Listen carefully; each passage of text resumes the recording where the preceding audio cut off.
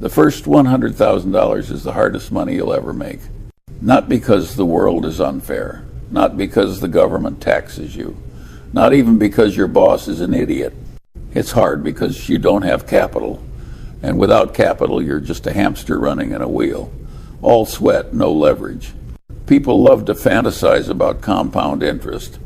They read one of those neat little charts showing how 10% a year turns you into a millionaire. Then they forget one inconvenient fact. Compound interest is useless if you don't have anything to compound. That's the cruel joke. Everyone wants the snowball effect, but nobody wants to push the damn snowball up the hill in the first place. When I was young, I wasn't dreaming about billions. I was wondering how the hell I could scrape together my first few thousand. Rent, kids, divorce, it all comes at you. Nobody hands you a cushion. You think rich people are playing the same game as you, but they're not. They already have chips on the table. You're still trying to buy in.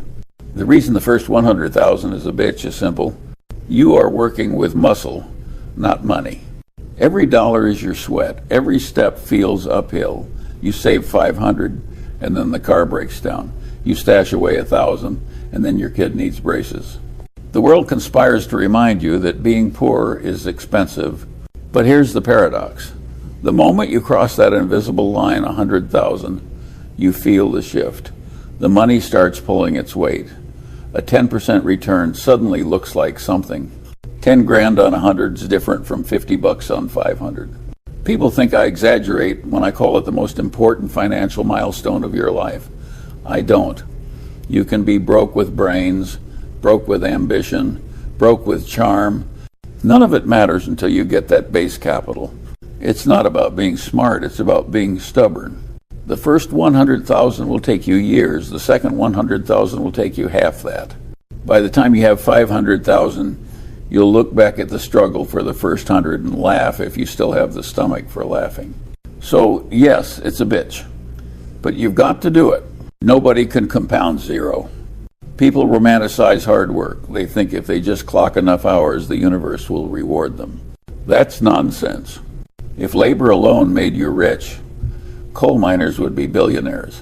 The truth is brutal. Wages are kept, effort isn't scalable, and time doesn't compound. You can work yourself to death and still have nothing to show for it when the paycheck stops coming. When I was coming up, I saw people who worked harder than me every single day. Factory men, bricklayers, clerks, pulling double shifts. Some of them were smarter too. But they stayed broke because their sweat evaporated the moment it hit the floor. They never built capital. Capital doesn't get tired. Capital doesn't ask for weekends off. Capital doesn't come home drunk. It just sits there, quietly multiplying if you don't screw it up. That's the divide nobody wants to admit. Until you have money working for you, you are just another beast of burden. And if you're relying on raises, promotions, or job hopping to get rich, you're already on the losing side of the board. You can get a raise today, and tomorrow inflation steals it. You can land a fat salary, and taxes strip it down. You can hustle 3 jobs, and your body gives out before your bank account fills up. Labor can keep you alive. Labor can pay the rent. But labor will never compound. That's why the first 100,000 is a war of attrition.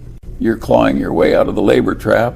You're stacking the first pile of chips that can actually earn their own keep. Once that pile exists, you cross the line. Suddenly 10% isn't a rounding error. Suddenly the market can pay you more in your sleep than your boss pays you in a week. I'm not saying quit working. I'm saying stop believing work alone is the ticket. The world is full of broke geniuses who never escape the wage treadmill. The only way out is capital. Cold, hard, accumulated capital. Until then, your labor isn't saving you. It's just keeping you tired. The market has a way of testing your patience before it rewards you. In the beginning, the numbers are insulting. You save $6,000 in a year, invest it, and maybe you get $600 back if things go well. $600. That's one busted air conditioner or a couple of dental bills. Nothing life-changing. And that's why most people quit. They look at the puny returns and think, why bother? They'd rather spend it on a new phone, a vacation, or a shiny car lease. At least then they feel something for their money. This is the trap. The small numbers feel meaningless, so people never let them grow into big numbers. They strangle compounding before it ever has a chance. I've watched people do it my whole life. They start saving, get bored, pull the money out, spend it, start again, quit again. They never understand that the only way compounding works is if you let time do the heavy lifting. Nobody wants to wait. Nobody wants to grind through the years where the returns don't impress anyone, not even yourself. But here's the irony. Those boring years are the toll you pay to reach the magic of compounding. You can't skip them. You can't hack them. The numbers don't bend just because you're impatient. When I was young, I didn't see magic in the numbers either. My first investments barely moved the needle.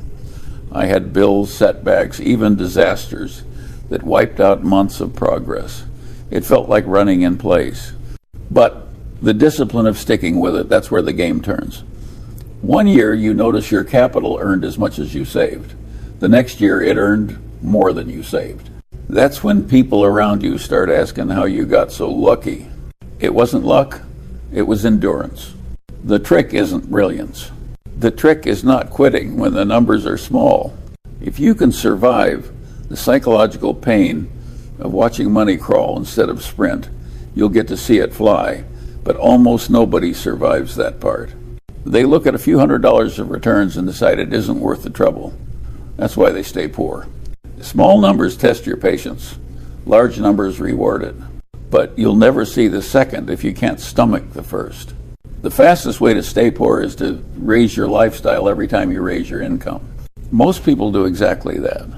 They get a raise, and the first thing they do is buy a bigger car, move into a bigger apartment, or book a vacation they couldn't afford last year.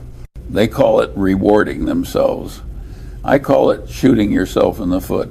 You don't need a PhD in finance to understand this. If you spend everything you make, you'll never build capital. If you keep inflating your lifestyle, you'll never cross the line to that first 100,000. It's arithmetic, not philosophy.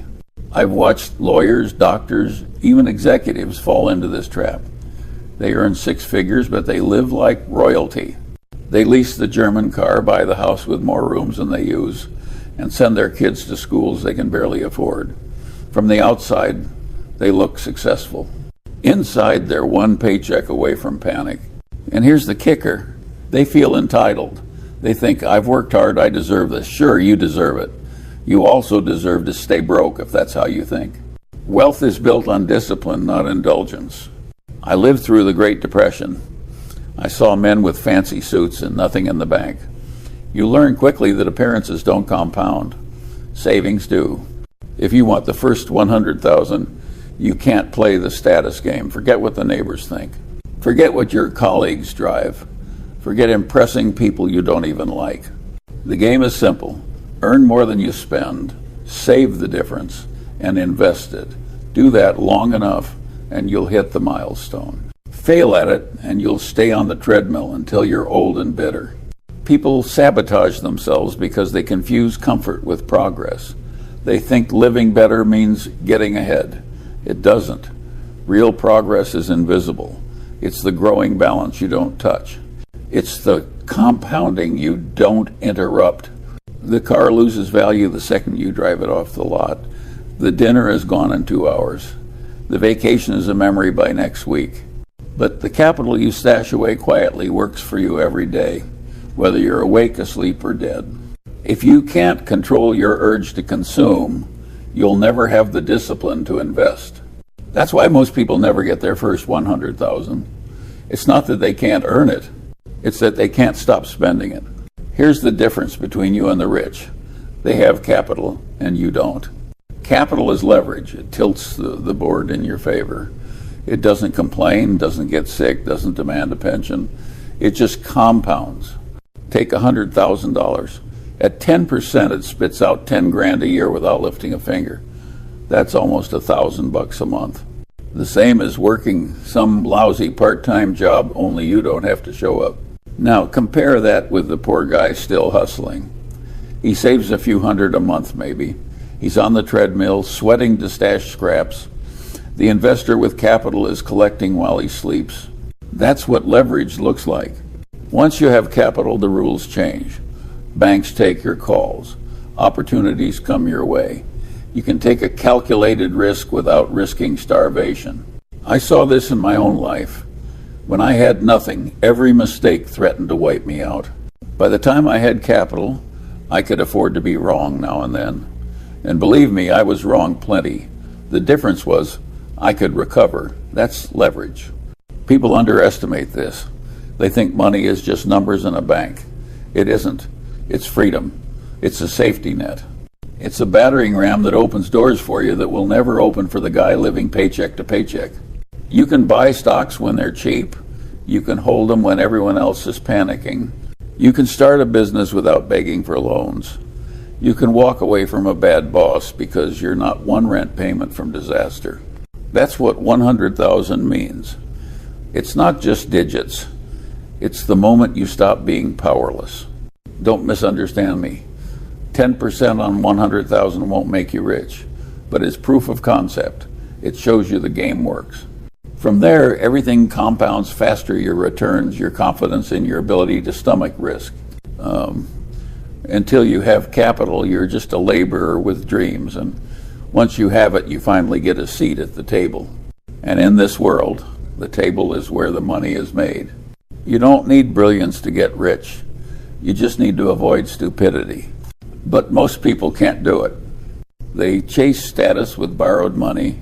They load up credit cards, take out car loans, buy houses they can't afford, and then act shocked when they never have a dime left over. Debt is the opposite of compounding. Instead of money working for you, it works against you relentlessly, silently, every single day. I've seen people with decent salaries trapped for life because they couldn't stop being stupid with money. They refinanced their homes to buy toys. They ran up tabs dining out. They carried balances on credit cards charging 20% interest while bragging about making 10% in the stock market. That isn't investing. That's self-delusion. The cost of stupidity is invisible at first. You don't feel the chains till they're tight, but by then you've wasted the years when compounding could have been on your side. In 1973, I watched smart people lose fortunes because they bought stocks on margin. They borrowed to chase hot tips, thinking they were clever. When the market collapsed, their stupidity cost them everything. It didn't matter how much they believed in their stocks. Debt doesn't care about your optimism. Avoiding stupidity means saying no to things that glitter but rot. Easy credit, get rich quick schemes, gambling dressed up as investing. You don't have to be a genius to sidestep these traps. You just have to be disciplined. The first 100,000 is already hard enough without digging yourself a hole. Don't sabotage yourself by handing compound interest to the bank instead of earning it yourself. It's amazing how simple this game really is. Spend less than you earn. Don't borrow for junk. Save and invest the difference. Stick with it. But simple doesn't mean easy, because human stupidity is a powerful force. If you want to know why most people never reach the milestone, look at their own behavior. It's not bad luck, it's bad habits. And the bill for stupidity always comes due with interest. Everyone loves the idea of compounding. Nobody loves the reality of waiting. The first 100,000 isn't built in a month, it isn't built in a year. For most people, it takes a decade of grinding, saving, and not doing stupid things. That's why so few ever get there. They don't have the stomach for boredom. Discipline isn't glamorous. It looks like saying no to dinners out. It looks like driving the old car a few more years. It looks like passing up on the vacation you can technically afford, because you know those dollars are soldiers that belong on the battlefield of compounding. People think discipline is some heroic trait. It isn't. It's doing the dull, obvious thing long enough to win. I learned this young. When everyone else was busy keeping up with the Joneses, I kept my head down and stacked capital. Did it feel fun? No. Did it look exciting? No. But the dull years are where the wealth was forged. The trick is not to break. Markets will fall. You'll feel like a fool for saving when stocks drop 30%. You'll be tempted to sell, to quit, to tell yourself it was all pointless. That's when discipline separates the rich from the rest. Anyone can save when the market is roaring. Anyone can invest when optimism is high. But when it all turns to ashes, and it will, you find out who has the backbone to keep going. I've seen people with every advantage, brains, connections, high salaries, blow themselves up because they couldn't endure the grind. They needed excitement. They needed to feel clever. So they chased schemes, gambled on fads, or quit when it hurt. Discipline was beneath them. Well, discipline is what gets you across the line. It's not brains. It's not luck. It's not even hard work after a point. It's the sheer stubborn refusal to quit shoveling coal into the furnace while everyone else wanders off. You don't need to be brilliant. You just need to be relentless. The market eventually rewards endurance. It always has. So if you want that first 100,000, forget about brilliance. Forget about shortcuts. Just endure. Endure the boredom. Endure the setbacks. Endure the years when it feels like nothing is happening. Because the truth is, something is happening. Compounding just doesn't show itself until you've earned the right to see it. There's a moment in wealth building that feels almost supernatural. It's the day your capital earns more than you do. Until then, you've been dragging a rock uphill. Every dollar came from sweat. Every bit of progress came from self-denial. You saved, you endured, and you wondered if the pain was even worth it. Then one year you look at the numbers. Your investments quietly produce 10 or 20,000, more than you could save from your paycheck, and you realize you've crossed the line. That's when capital starts talking back. It whispers, "Relax, I'll carry more of the load now." That whisper is what changes your psychology forever. For the first time, you're not just a laborer, you're a capitalist. Your dollars are employees, and unlike real employees, they don't complain, they don't strike, they don't gossip in the break room. They just compound year after year without a single sick day. This is the point where the game flips. Saving feels less like sacrifice and more like feeding a machine that pays you back. Watching the balance grow becomes addictive. You want to contribute more, not less. It's also the point where outsiders start calling you lucky. They see your capital snowballing, but they miss the decade of grind that built the base. They didn't watch you eat cheap dinners and drive old cars while they burned money on nonsense. Luck has nothing to do with it. Discipline does. Once capital outpaces your labor, the wealth curve steepens. 100 becomes 2, 2 becomes 5. Eventually, the compounding dwarfs any raise you could beg from a boss. This is why the first 100,000 is everything. Without it, you never reach the tipping point. With it, the system finally tilts in your favor. But here's the warning. If you sabotage yourself after this point by pulling money out, chasing fads, or panicking in downturns, you can still blow it. Capital doesn't forgive stupidity any more than it forgives neglect. Handled properly, though, it becomes your silent partner for life.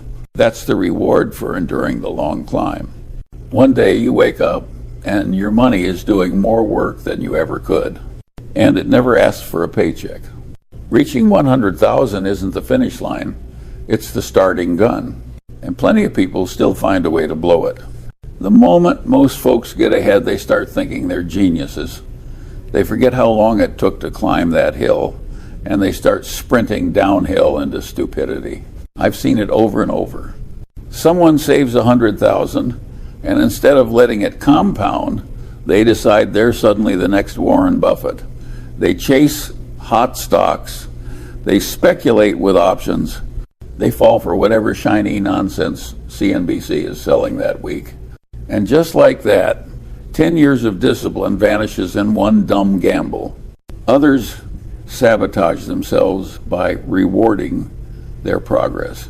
They hit 100,000, then celebrate with a bigger mortgage, a fancier car, and vacations that burn through the very capital was supposed to make them free. They confuse a milestone with a finish line, and they cash out before compounding can even show its teeth. There's also the problem of leverage. People think borrowing is a shortcut. It isn't. It's a time bomb. I've watched brilliant men go broke because they borrowed against their portfolio, certain the market could only rise. Then 1987 hit, or 2000, or 2008. The market always finds a way to humble the arrogant. The cruel truth is this: building the first 100,000 requires discipline. Keeping it requires humility. Growing it requires patience. Screw up any of those three, and you're back to zero. And don't kid yourself, going back to zero after tasting progress is worse than never having started. I've seen people crushed by it. They'd rather live in denial than admit they burned a decade for nothing. That's why I always say, avoid stupidity first, brilliance second. You don't need to be clever to stay rich. You just need to not blow yourself up. The game doesn't get easier because you hit a milestone. The risks just change shape. If you think the rules don't apply to you after 100,000, the market will be happy to prove otherwise. Remember this: the climb to 100,000 is hell, but falling back below it is worse. Don't let arrogance push you off the ledge you just finished crawling up. The first 100,000 is a bitch. I've said it before and I'll say it again, but it's the bitch you have to fight. Nobody can compound zero. Nobody can rescue you from bad habits. Nobody can save you if you insist on living above your means. It isn't about brilliance. It isn't about secret formulas. It isn't about finding some guru to whisper magic in your ear. It's about discipline. Spend less than you earn, save the difference, invest it. Repeat until you cross the line. Simple, brutal, unforgiving. If you can't do that, no one can help you. If you can do it, you'll unlock the only thing that separates the rich from the poor capital that works harder than you ever could. People love to complicate money. They invent jargon, write books, sell courses, all to distract you from the ugly truth. You need to endure years of boredom and self-denial before compounding shows up to bail you out. Most people won't. That's why most people stay broke. But if you have the backbone, the discipline, and just enough common sense to avoid the stupid mistakes, debt, envy, lifestyle creep, you can get there. And once you do, the game changes forever. Your money starts working, your risk tolerance expands, opportunities open, and you stop being a powerless laborer begging for scraps. So here's the conclusion. Get the first 100,000 by any honest means necessary. Cut your expenses, increase your income, ignore what the neighbors think. Just get it. Because until you do, you're not even